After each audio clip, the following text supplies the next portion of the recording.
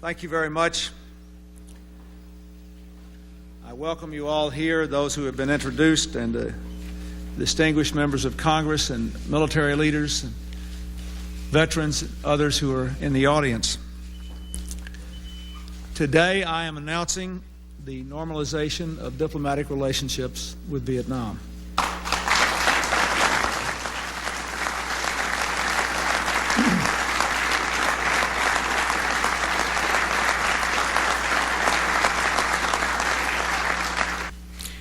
By helping to bring Vietnam into the community of nations, normalization also serves our interest in working for a free and peaceful Vietnam in a stable and peaceful Asia. We will begin to normalize our trade relations with Vietnam, whose economy is now liberalizing and integrating into the economy of the Asia-Pacific region. Our policy will be to implement the appropriate United States government programs to develop trade with Vietnam consistent with U.S. law. As you know, many of these programs require certifications regarding human rights and labor rights before they can proceed. We have already begun discussing human rights issues with Vietnam, especially issues regarding religious freedom. Now we can expand and strengthen that dialogue. The Secretary of State will go to Vietnam in August, where he will discuss all of these issues, beginning with our POW and MIA concerns. I believe normalization and increased contact between Americans and Vietnamese will advance the cause of freedom in Vietnam, just as it did in Eastern Europe and the former Soviet Union.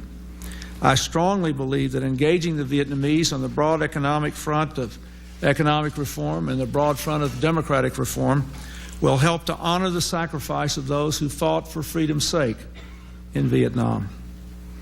I am proud to be joined in this view by distinguished veterans of the Vietnam War. They served their country bravely. They are of different parties. A generation ago, they had different judgments about the war, which divided us so deeply. But today, they are of a single mind. They agree that the time has come for America to move forward on Vietnam.